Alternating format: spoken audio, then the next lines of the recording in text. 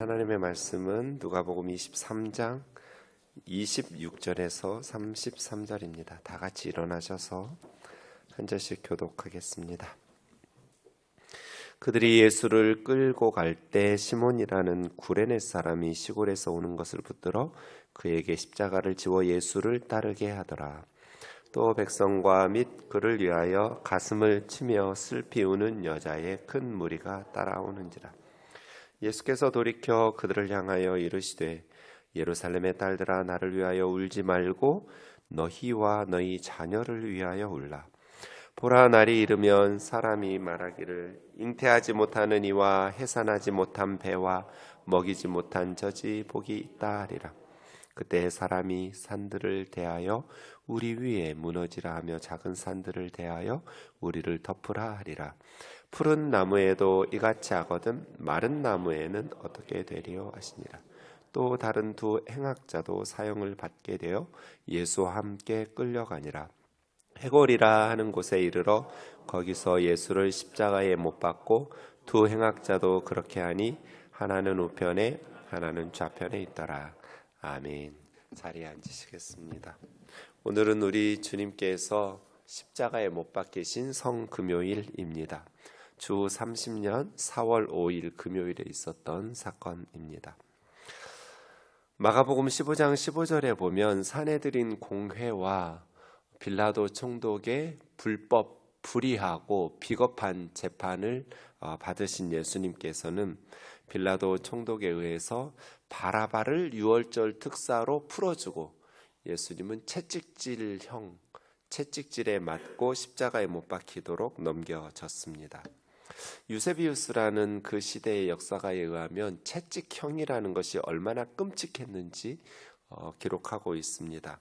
정맥이 밖으로 드러나고 근육과 근골, 내장의 일부가 밖으로 노출되는 무시무시한 형이 채찍형입니다.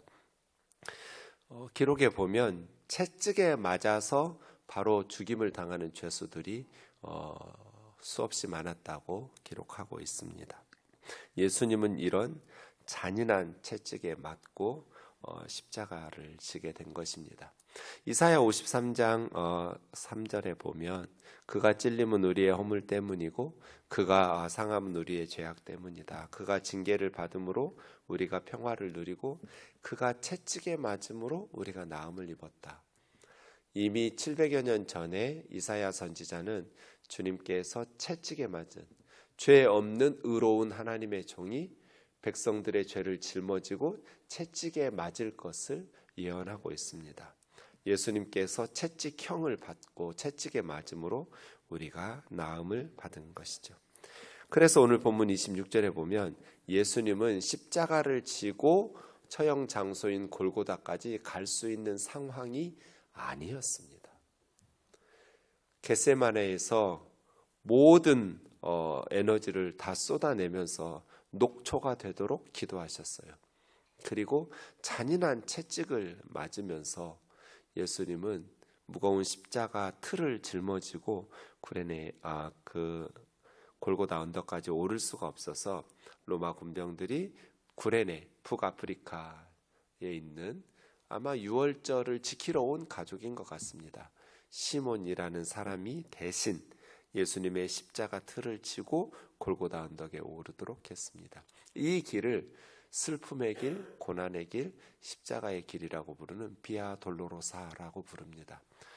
빌라도 총독의 관저에서 골고다 언덕까지 약 600m 정도의 거리를 예수님은 비아 돌로로사 걸어야 했는데 이 구레네 사람 시몬이 함께 예수님을 도와서 걸어간 것입니다. 마가복음 15장 21절과 로마서 16장 13절에 보면 이 구레네 사람 시몬의 두 아들이 알렉산더와 루포라는 사람이었다고 밝히고 있고, 또 로마서에 보면 루포의 어머니는 나의 어머니라고 사도 바울을 아들처럼 여겼던 이 구레네 시몬의 아내였던 루포와 알렉산더의 어머니에 대해서 로마서에 편지 쓰는 것을 보면 로마 교회에 잘 알려진 믿음의 가정이 되었음을 우리는 알 수 있습니다. 어찌 보면 억지로 예수님의 십자가 틀을 치고 비아 돌로로사를 걸었지만 그 후에 이 가정은 십자가의 의미를 깨닫고 예수 그리스도를 영접하면서 선교사인 사도 바울을 극진히 사랑하는 어머니 역할처럼 보호하고 후원하는 그러한 믿음의 가정이 되었다라는 것을 알 수 있습니다. 이 17절에 보면 백성들이 있었고 가슴을 치며 술 피우는 큰 무리의 여인들이 있었음을 밝히고 있습니다. 누가복음의 특징 중에 하나는 여성들에게 관심이 많다는 것입니다. 당시에는 여인들을 그렇게 사람 취급하지를 않았습니다. 법정의 증인으로 자격을 부여하지도 않았고 여성들에게 율법을 가르치느니 차라리 율법을 불에 던지라는, 그래서 유대인들은 아침마다 이방인이 되지 않은 것을 감사했고 여자가 아니라 남자로 태어난 것을 감사하는, 지금 우리가 생각하면 전혀 이해할 수 없는, 그리고 하나님의 뜻과 성경의 정신에 맞지도 않지만 그 당시의 유대인들은 그렇게 여인들을 무시하고 사람 대접을 하지 않았습니다. 그런데 예수님은 여인들을 극진히 사랑하셨습니다. 그래서 어디에서도 받아보지 못한 인간 대접, 사랑을 받았던 여인들이 예수님의 십자가를 보면서 가슴을 치고 슬프게 울면서 예수님을 따라왔습니다. 그때 비아 돌로로사에서 가슴을 치며 슬피우는 여인들에게 주님이 말씀하십니다. 나를 위해서 울지 말라고, 너희와 너희 자녀들을 위해서 울라. 진정으로 슬퍼하면서 가슴을 치고 통곡해야 될 대상은 내가 아니다, 너희와 너희 자녀들이다, 이렇게 말씀하시는 것입니다. 얼마만큼 그날이 너희에게 임할 하나님의 심판의 날이 혹독할 것이냐면, 잉태하지 못하느니, 해산하지 못한 배, 먹이지 못한 젖, 이 세 가지는 그 시대에는 가장 여인으로서 수치스럽고 피하고 싶은 신의 형벌과도 같은 일입니다. 자녀가 없다라는 것은 당시의 여인에게는 끔찍한, 상상할 수도 없는 고통입니다. 그런데 오히려 잉태하지 못한 여인, 또 해산하지 못한 배와 먹이지 못한 젖을 가진 여인이 복이 있다, 세상에서 가장 박복한 여인들처럼 보이는 그 여인들이 더 복이 있다. 역설적인 이 복은 뭐예요? 그만큼 예루살렘의 멸망과 심판의 날이 혹독할 것이다. 차라리 자녀가 없는 것이 복으로 여겨질 만큼 그날은 너희에게 힘겨운 심판의 날이 될 것이다. 더 끔찍한 것은 30절입니다. 사람들이 죽고 싶어서 아우성을 칠 것이다. 산들과 작은 산들에게 우리 위에 무너져라, 우리 위에 덮으라. 너무나 고통스러우니까 산들을 향해서 우리를 위해 무너져서 우리를 덮어버리라고 죽고 싶어서 아우성을 칠 만큼 고통스러운 날이 될 것이다. 나를 위해서 울지 말고 예루살렘의 딸들아, 너희와 너희 자녀들을 위해서 울어라. 푸른 나무에도 이같이 하거든 마른 나무는 어떻게 되리요? 이게 무슨 뜻일까요? 푸른 나무는 불에 타기가 어렵잖아요. 수분이 있으니까. 푸른 나무도 불에 탄다면 마른 나무는 그야말로 활활 타버리겠죠. 더 끔찍하겠죠. 그것처럼 푸른 나무는 예수님이거든요. 빌라도 총독이 죄 없다라고 풀어주려고 했던, 유월절 특사로 내보내려고 했던 예수님도 이런 고난을 당하는데, 마른 나무, 하나님의 심판과 고난이, 그래서 나를 위해서 울지 말고 너희와 너희 자녀들을 위해서 울어라. 나는 푸른 나무지만 너희는 마른 나무다.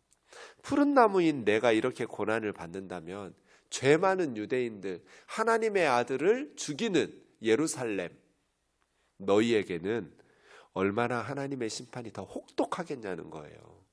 그래서 차라리 산들을 향해서 내 위에 무너지라고, 나를 덮어 죽이라고, 죽음을 갈망하면서 죽여달라고 아우성을 칠 만큼 고통스러운 하나님의 심판이 임할 것이다.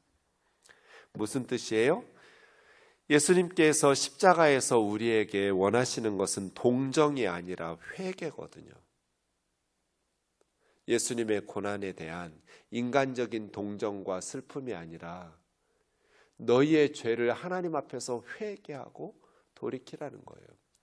푸른 나무인 예수님은 십자가 후에 부활과 승천의 영광스러운 미래가 기다리고 있지만 예루살렘은 차라리 죽여달라고 갈망할 만큼 하나님의 심판과 멸망이 기다리고 있잖아요.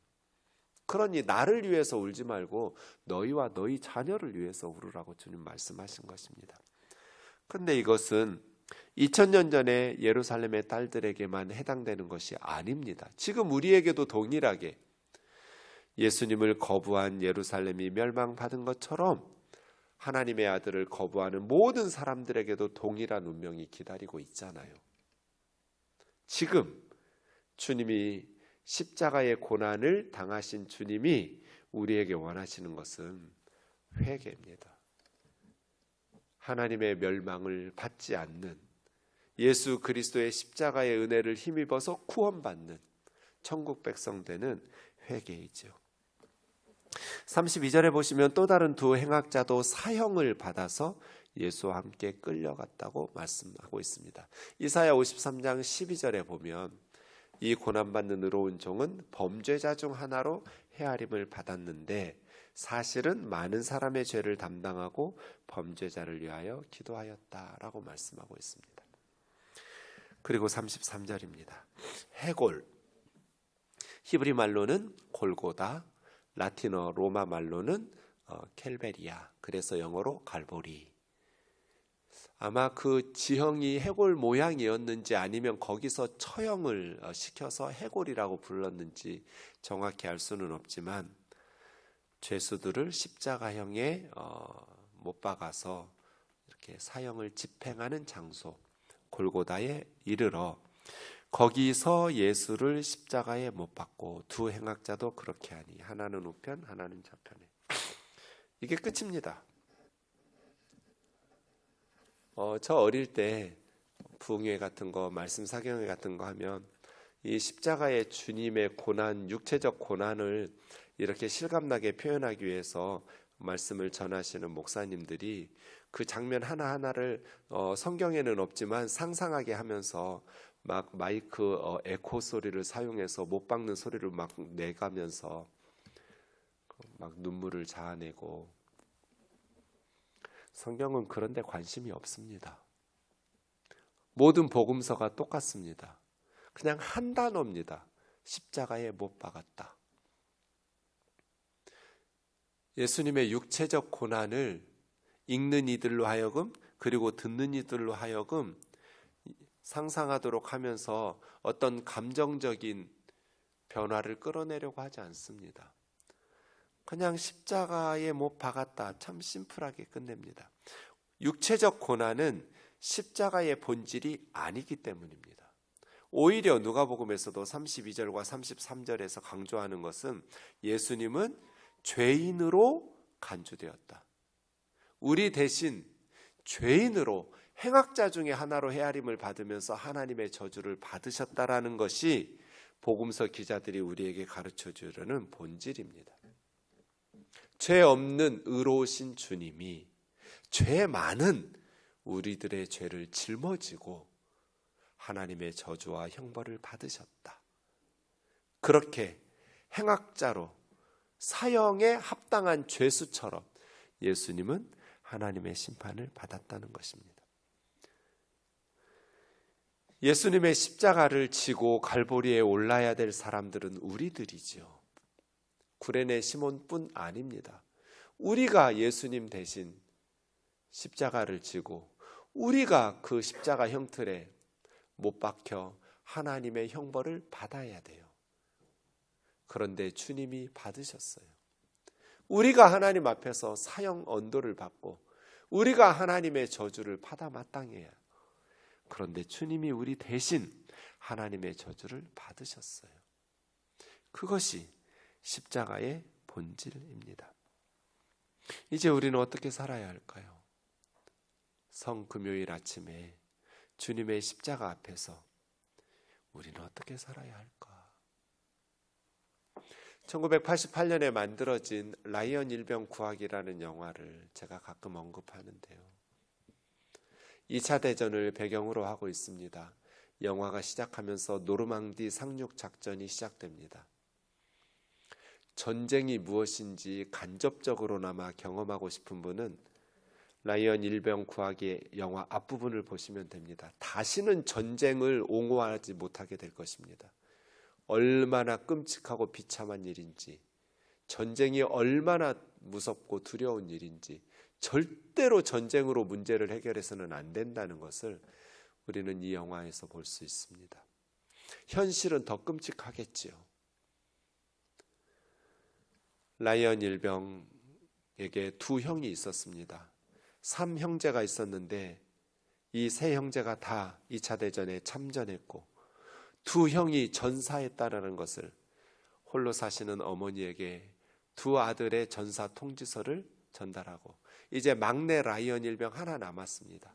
그래서 미국에서는 8명의 마지막 남은 이 막내 라이언 일병을 어머니에게 돌려보내기 위해서 구출 부대를 구성해서 출발시킵니다. 이 8명이 구사일생의 고비고비를 넘기면서 라이언 일병을 만납니다. 그런데 안 가겠다는 거예요.